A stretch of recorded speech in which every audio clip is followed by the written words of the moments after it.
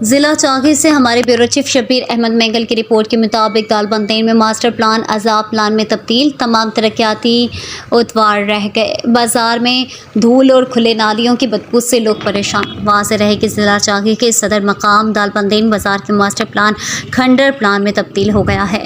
سابق دور حکومت میں اربوں روپوں کا فنڈز منظور ہونے والا ماسٹر پلان کئی سال گزرنے کے باوجود مکمل نہ ہو سکا۔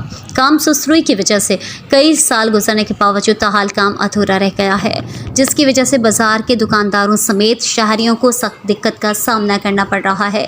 اس وقت ماسٹر پلان کی وجہ سے عام لوگوں کے ساتھ ساتھ بوائز ہائی اسکول دالبندین جو کہ شہر کے وسط میں واقع ہے کافی متاثر ہیں۔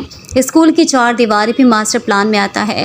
اس کا کام مکمل نہ ہونے کی وجہ سے نہ صرف اسکول کی بچوں کی زندگیوں کو خطرہ لاحق ہے بلکہ اسکول بھی غیر محفوظ ہو گیا ہے۔